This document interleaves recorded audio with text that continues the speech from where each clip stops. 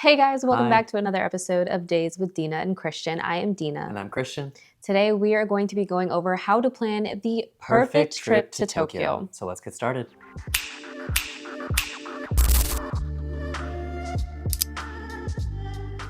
So there are a few different airlines that we recommend getting into Tokyo that will just be an overall really great experience. We have flown with JAL airline, and then there's also ANA. They did start a budget airline called Zip Air, which is honestly one of the best bang for your buck airlines that I feel like you can get Yes. from LA to Tokyo or San Francisco to Tokyo. They also have a few other little paths that you can take from other places to Tokyo. I'll put it all on the screen. But they are really fantastic. Christian, what do you think about Zip Air? Yeah, Zip Air is more of a budget-friendly airline where you can modify more of your flights. You can also order food prior to your flight if you want to. They have packages available where you can have like slippers, a robe, just some in-flight amenities to make your flight a little bit more comfortable. But it is incredibly cheap. How much is it for a round trip? So I would say it's around like $600 a round trip for you to Mind-blowing. take a flight from LAX to Narita Airport in Tokyo, Japan, which is amazing because with a lot of other airlines, you're paying like I'd say probably $900 minimum to do that flight. Yeah. So if you're looking for a way to very cheaply get to Japan, this is a great way for you to do it. They also offer those full lie flat seats as well, like those business class lie flat seats. Yes. And you can do a full round trip for that for around like 3,000, which doesn't sound like a little bit of money. However, if we're looking at the I like grand how you scheme said of that. things, a typical lie flat business class seat is like $15,000. So to go from 15,000 to 3,000 is a very good deal. Yeah, that's a So $30,000 difference right there. Isn't that right? you're so great at math. So there are two main airports located in Japan, right outside of Tokyo, which is Haneda Airport and Narita Airport. Haneda Airport is more so located in central Tokyo, while Narita Airport is located an hour outside of Tokyo. And so it just kind of depends on where you want to go into, I suppose, and kind of if you want to find a cheaper flight. Zip Air flies solely into Narita Airport, and so even though that flight is cheaper, you will have to then find some sort of transportation into Tokyo afterwards. We would definitely recommend if you can fly into Haneda.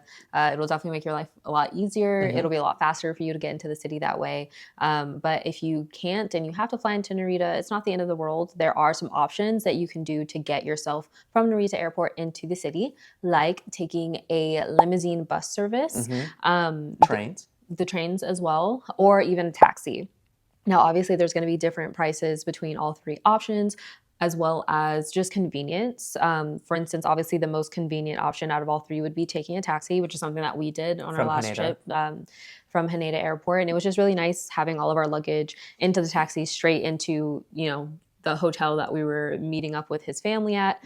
Very, very convenient. Didn't have to really think about it. But obviously, the most expensive option, I think our taxi was like maybe $65 from Haneda to Futako. So, I mean, it wasn't bad, but definitely just a more expensive option. Then you have the limousine bus services, which is very convenient. It'll cost roughly around, I think last time I did it was maybe 2,000 yen, something like that, maybe $20, $15. And yeah, you just go downstairs and they'll, majority of them speak English as well, so you don't have to worry about the language barrier there. And then they'll direct you to where you need to stand. You'll have your ticket ready, and then they'll put your luggage underneath. They'll have a compartment area to put your luggage on the bus, and then you can just relax. And then the final option would obviously be taking the subway, like the train, from the airport into the city. That's obviously also going to be the cheapest option. From Haneda, you're looking at maybe like, I don't know, around like $5 to get into Depending Tokyo. on where you need to go. Narita, maybe like max 10, again, depending on what area of Tokyo you're going into. But if you have a lot of luggage and you just, after a long flight, would prefer something a bit more convenient, either taxi or limousine bus, I think the best bang for your buck is the limousine bus. And so that is the one that we recommend. So now we're going to get into the best time of year for you to visit Japan. Because we want you to be comfortable. Yeah. The two best times of year, in our opinion, is the spring and in the fall. And I will talk about the spring. And I will talk about the fall. So during springtime, the sakura blossoms are out usually during the month of April. And it is a beautiful time of year. A lot of people are out and about, and it's a very festive time. and just the weather is usually perfect. Maybe a little bit of rain here and there, but if you can plan it accordingly, you'll have a wonderful time. I would say the only downside is that because it is a festive season, that means that there are a lot of people who are away from work who are enjoying the cherry blossoms, and there are a lot of tourists that come during that time. So just keep that in mind when you are planning your trip, is that if things are a little bit busier, that's just because it is a busy time of year. In the fall, it is also a very beautiful time to be in Japan.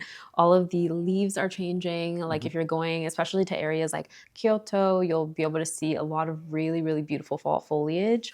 I would also say tourism isn't as crazy in the fall as it is in the spring. Like there definitely are still a good amount of tourists that will be there, but it's not as hectic. The weather is still pretty nice. Like it's not too cold out. There were a few rainy days while we were there this last fall as well, but very, very manageable. And if you are a fall girly like myself and you love like pumpkin or sweet potato, everything is flavored with pumpkin and sweet potato and it's so amazing. You're going to find so many treats. Yeah. I miss it so much. She talks about it every day. Like there were just so many good treats while we were on this trip in the fall. So I would definitely recommend, like if you like fall flavors, that's the perfect time for you to be in Japan. It's wonderful. Now we're going to get into hotel versus Airbnb. Now, we did both during our last trip to Tokyo. And when we first landed, we decided to stay a couple of nights. Oh no, just one night. Yeah, one night. No, 2 nights. One night. 2. No, we stayed the first night. Then we went to Disney. Oh yeah, you're right. 2 nights. Can you just say to the camera that I was right? He's right. He was right, you guys. So we spent 2 nights at the hotel when we first landed. And I think that was nice just to get more, I don't know, accustomed's the right word, but it was just nice to, I don't know. Get acclimated. Get acclimated. With the environment. Exactly. So hotels are very nice because there's a lot of accommodations that are available to you. And we also had an amazing view of Futako Tamagawa and the river and the city. And it was just a nice introduction for Dina to see Tokyo from above and just kind of feel the excitement of everything. So that was nice. Our room was a little bit small, but that is typical for Japanese hotels. But once again, everything is very convenient. And they also had a fabric spray that Dina was very excited about. And it's nice to have your clothes and fabric smelling good after having been out the whole entire day. You also have a shower and bathroom that is available to you, but usually a lot of these hotels will also have public onsens for you. So you can go about your day, come back, have a nice a nice bath, and just relax, enjoy yourself. They also have breakfast available in the morning that you usually have to pay for, but a lot of the times cafes in Tokyo don't open until a little bit later. So if you're a breakfast person and you just want to get a hearty breakfast before going about your day, then a hotel would be a nice option for you. And then for the remainder of our trip, which was another like 2 weeks, we did an Airbnb in Songenjaya, which was amazing. I would definitely recommend doing an Airbnb. As would I, even though I just said hotel. Yeah, if you're going to be staying for long periods of time, I would recommend the Airbnb route. Number one, you do get a lot more space. The Airbnb that we stayed in Songenjaya, we were staying with both of our best friends who you guys have seen on the channel, but also his parents. So we did like a large 3-bedroom Airbnb. And it was just wonderful to be able to have space to kind of like spread out a little bit. We had like a nice big kitchen. So if we did want to cook at all, we could. Which we didn't. Yeah, we definitely ate out all the time. But it was so nice to have like a big fridge to come back and like put all the snacks that we had collected and stuff into. It also had a washing machine and a dryer, which is vital, especially if you're going to be there for so long. We were buying so many clothes all the time. As will you. And you're going to want to wear them right away. Like, so being able to wash everything, dry everything, just like have all of our stuff kind of spread out, and just have like a home base for the duration of our trip, I think was just a really great experience. And it's definitely something that I would recommend. We are doing kind of the same thing on our next trip to Japan. We're going to be staying in a few hotels first, and then ending off the last like week and a half of our trip in an Airbnb. And I'm really excited for us to have that experience again. Exactly. And when it comes to some of the Airbnbs around these districts of Tokyo, you can find a lot of amazing Airbnbs in some of the smaller districts of Tokyo. And it was really nice at the end of a very long day to walk back. And our Airbnb was also only a 5-minute walk from our train station, which was also very convenient, and a 20-second walk maybe from a FamilyMart. Yeah, which was fantastic. Yes, we would end every single day going to the FamilyMart, getting a snack, and then bringing it home. And it was just a nice way to end the day. All the streets were very quiet. Everyone was very polite, and it was just nice to be in a bit of a more of a local area. Yeah. Now that we're in Tokyo and we're settled in our hotel or our Airbnb, let's go out and have some fun. That's right. But And what I'm do we? hungry. You're hungry? Yeah. Well, good thing Tokyo has the highest concentration of restaurants in the entire world. What? That's wild. Yeah. So there's tons of amazing food for you to try. One thing we will say is try not to fall for so many of the tourist traps. I know we were just talking about like the really cool stuff that you see all over Instagram and TikTok. And I mean, of course, you've also seen certain things on our channel, like going to Nakamise Dori and like eating our way down that street, or going to Takashita Street in Harajuku and seeing all of the really fun, like big trendy food items. While that stuff can be really, really fun to go and explore, and it is still tasty, don't get me wrong, it's all good. very expensive. Like they hype up pricing because they know that this is going to be a heavy tourist traffic flow area. They know you're going to pay for it. Yeah. So majority of the things that you're finding in these places, at least like the more simplified things, like the like little mochi with the strawberries in the middle, or like dango and stuff like that, like you can find at little neighborhood bakeries for like half of what you're paying in these really touristy areas. All those places are just more so for the experience of being there. And just know that if you are going to get food there, it's just going to be a bit pricier compared to if you were to go someplace else. Here are some must-try foods that you have to eat while you're in Tokyo. Starting off with an omakase experience. We had the most fantastic omakase sushi in Futako. On day two? On day two of our last trip. And it was fantastic. We loved every single bite that we had. Yes. The chef was really amazing. cool. Yeah. The atmosphere was amazing. Yeah. The company was fantastic. Amen. So we would definitely recommend having your own omakase experience while you're in Japan as well. It's a fun time. Exactly. Yeah. Tonkatsu. And if you don't know what tonkatsu is, it is either chicken or pork cutlet, and there is it's like breaded around the side. You usually have it with rice, cabbage, and miso soup, and it is chef's kiss. Delish. Amazing. And there are different types of places in which you can get tonkatsu at, and different ways that either they will cook it for you, or you can have a stone grill in front of you and you can cook it there. And it's just it's personally my favorite Japanese food ever, and it'll just warms you up. Yeah, it hits every time. It hits every time. I can't say enough about it. I'm going to let you figure it out for yourself. Another thing we'd recommend eating is yakiniku. So it's essentially just you cooking red meat on a grill. Korean barbecue. Yeah, but Japanese. Yeah. And it's amazing. I mean, especially if you're like a heavy meat eater. It's just fantastic. Like all the cuts are delicious.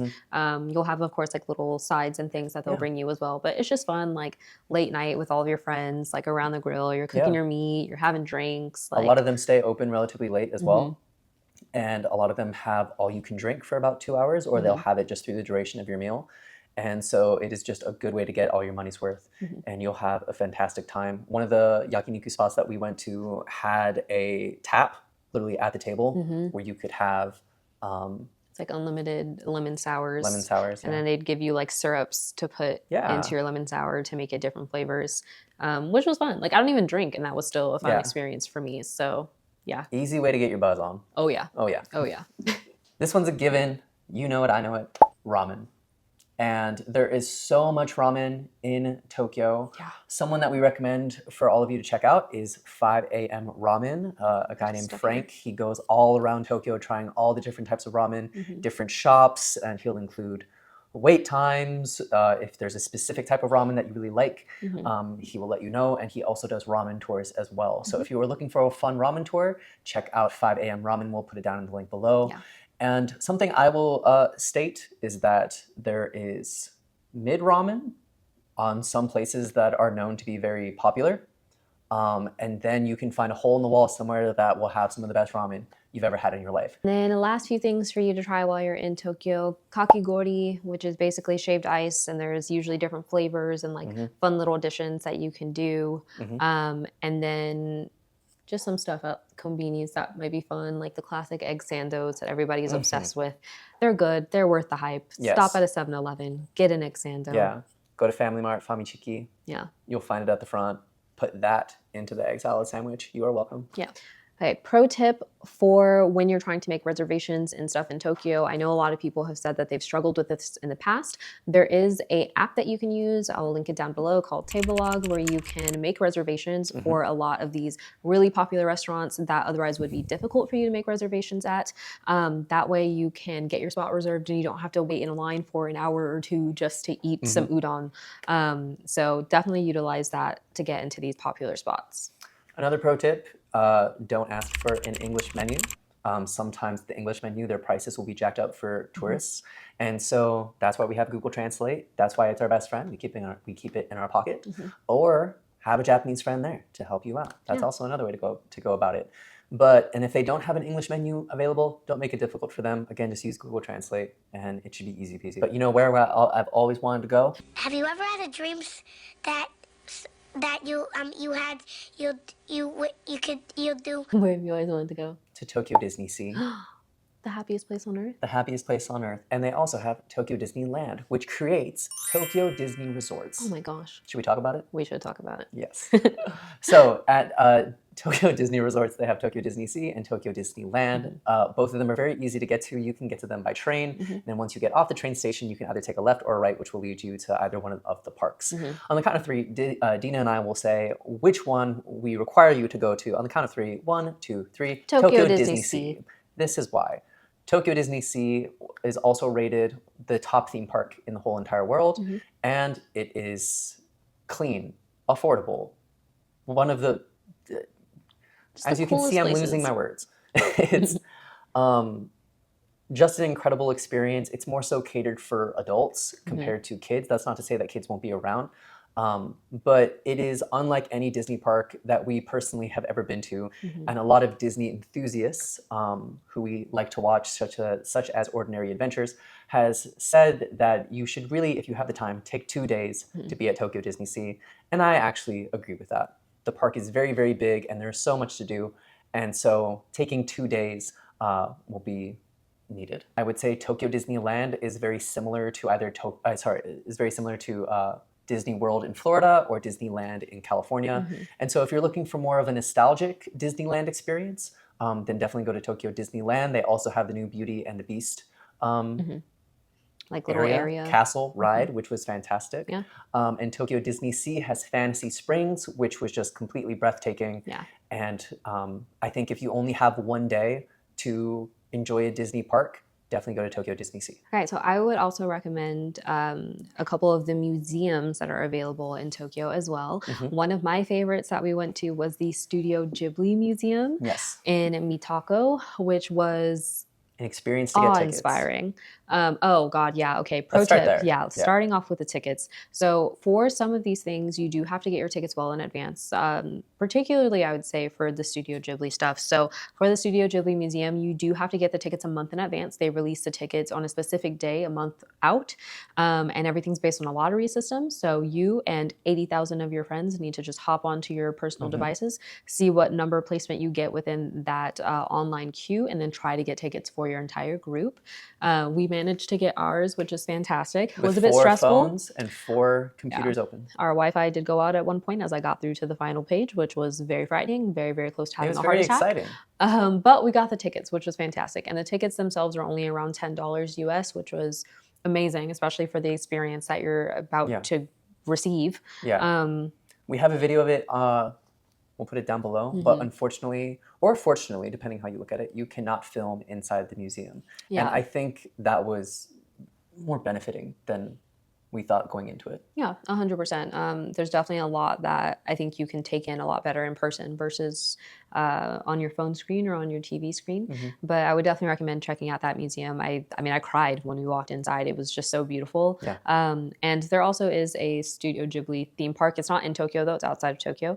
But we will be going to that theme park when we go back to Japan this fall. So I'm excited to show you guys that, which will be absolutely amazing. I'll do a whole nother video on how to get tickets and stuff for that, because that's a totally different process for getting the tickets from the museum.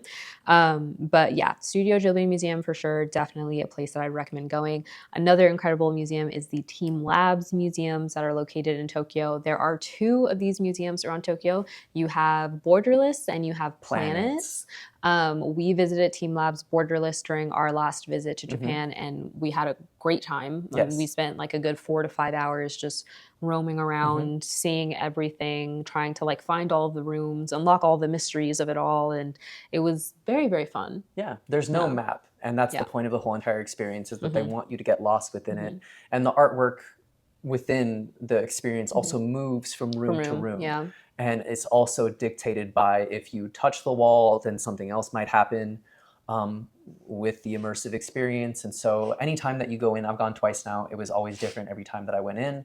And it's very, your Instagram will love it. Yeah. There's a lot of Instagrammable moments. And the only reason we chose Borderless over Planets is that Planets, you are required to take your shoes off, and you have to walk through some water. And also he Planets, did not want to do that. well, Planets so- was also very, it's the more recent, True. it's the newer newer one of the experience. two. And so I just simply thought that's going to be maybe a little bit too crowded during this time, and Borderless won't be as crowded. And yeah, I feel like during Borderless it wasn't too crowded.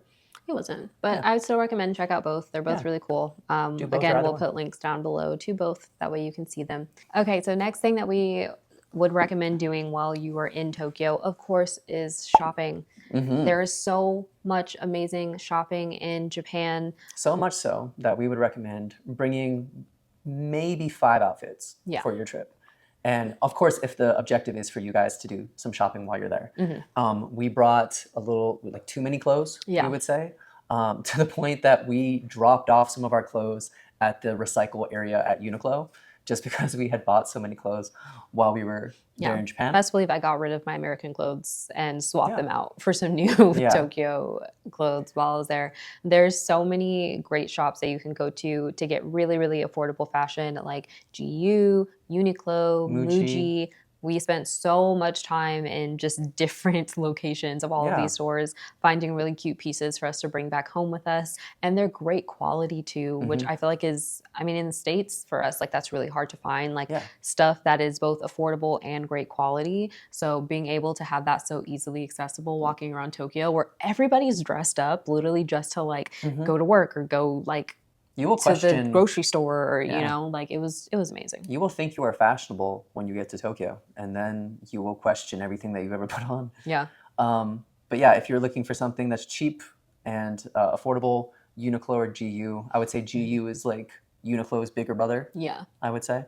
And so it's just dependent on what you're looking for, but they're great complement pieces to other, perhaps more expensive pieces you might have. If you're looking for really great skincare or stationery items, or just like really fun souvenirs to bring back home, we would say check out Loft, check out Don Quixote. Also, again, Muji, because Muji has all of that stuff too.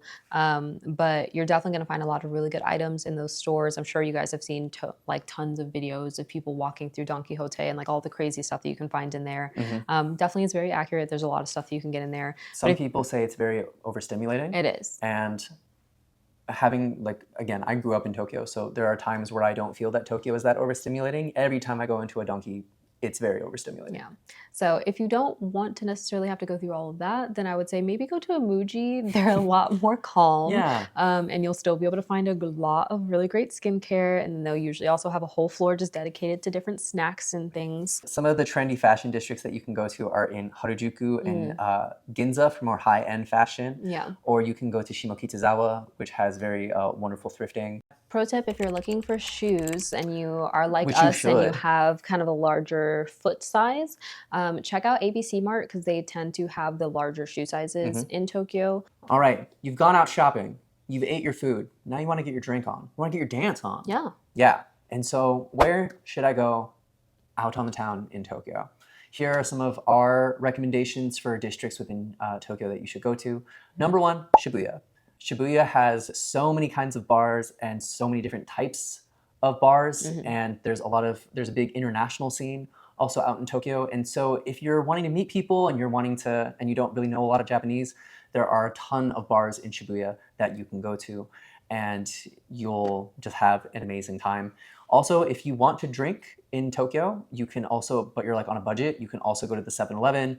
They have plenty of chuhais there, which are kind of like the seltzers that they have there. And they'll say on the side either 3%, 6%, or even 9%, depending on how much fun you want to have. If you want more of like a clubbing atmosphere, you can go to Roppongi. Roppongi has a lot of really, really amazing clubs where you can have a great time, dance, again, meet a lot of really, really cool people. Yeah, a lot of these clubs will have just a fee at the door, but then they might have an all-you-can-drink from a certain time to a certain time. All we would say is just, even though that Tokyo is a very safe place, make sure you keep your belongings with you, make sure your passport is safe, and if something within a club setting feels too good to be true, it's because it is. So now that you've shopped, you've gotten your drink on, you want to get a little cultural, I would recommend going to a bunch of different shrines and temples. There are a ton of them all over Tokyo. Some of the favorites that we went to, going to Asakusa, exploring Nakamise Dori, all the way down to the main temple. We went to Kamakura as well, which was also very beautiful. And that was an hour train ride. Hour outside of Tokyo, which was very easy. And there's also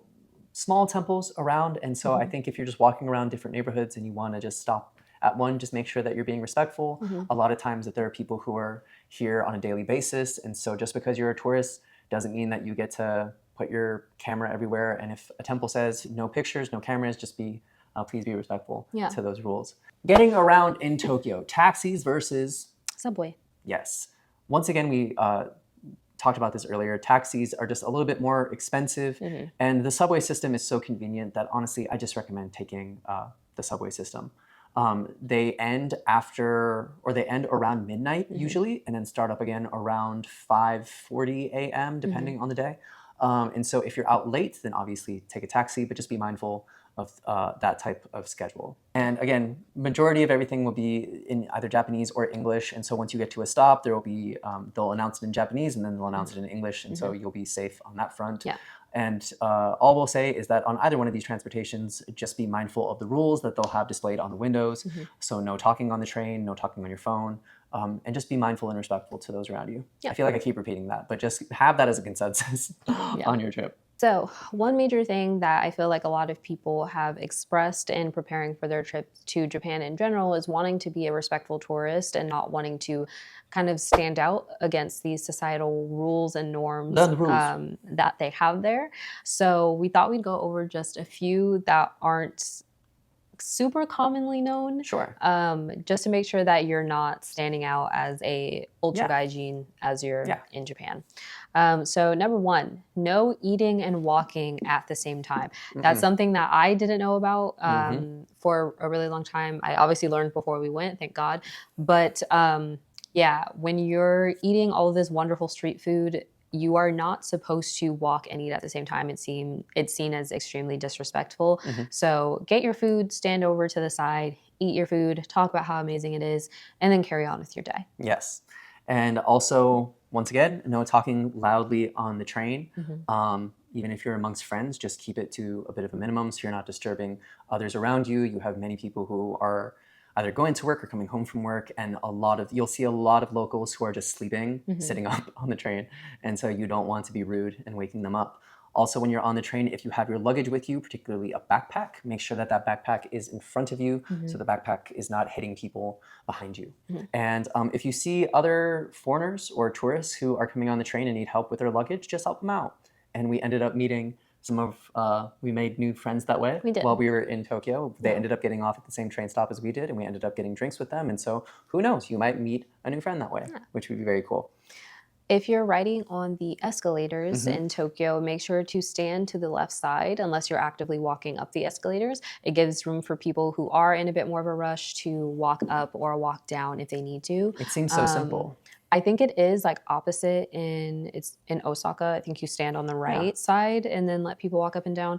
But basically just like wherever you are, just look at obviously what everyone else is doing around you. But yeah, don't be a dick. Don't stand in the middle of the way. Let people walk and do what they need to do. Yeah, if you see arrows on the stairs pointing up and some pointing down, just abide by those rules. Trust me, locals will very much appreciate it. And there are just so many tourists who don't follow the rules. And so just, again, do the right thing. Yeah. And the last thing that we'll say is, even though you might not know the language, just take a month or two prior to your trip to just learn basic phrases that will help you along your trip. Not only help you, but also help the people who are helping you out. Yeah, because not everybody is going to speak English. I mean, in Tokyo, there are a good amount of people that you'll be able to find that speak English, but not everyone will. And especially once you get outside of Tokyo, like that's not really going to be the case. So learn simple things, just like, hello, konnichiwa, Sumimasen. sumimasen, excuse me, Gomenasai. gomen, sorry, where is this, like, doko desu ka? Yeah, learn the differences between like formal and non-formal. Just so I you're. mean, I don't think you need to know all that. You're a foreigner. They're not going to expect you to. They're not going to expect you to learn. You're right. You're right. The formal Sorry, and informal. that was out of pocket. But just at least know basic things so that they can help you. Yeah. And it's not so difficult. But again, we're in the 21st century. You have Google Translate right there on your phone. Have it ready to go if you don't know what to say. Yeah. So you're not wasting time. Yeah. And people are willing to help. Yeah. Like they're not just going to be like, screw you and walk away. Like people are definitely willing to help, which is nice. Yeah. But just treat others with kindness and you'll have a wonderful time. Yeah. And lastly, have fun. Yeah. This is going to be one of the best trips of your life. You're going to be very sad when you come home. Just letting you know. You're going to go through a good week-long period where you're just questioning the scenery around you. Yep. But that's okay. Yeah. This trip is going to be so wonderful, and we're just so excited for you. And we hope that this video helped you guys pinpoint any questions that you might have had. Yeah. And if you have any more specific questions about your trip, just put them down below and we'll be happy to answer them for you. And all we ask is that you like, subscribe. We appreciate your guys' support so much, and we hope that you have a wonderful time in Tokyo. Yeah. All right. Bye, guys. Bye.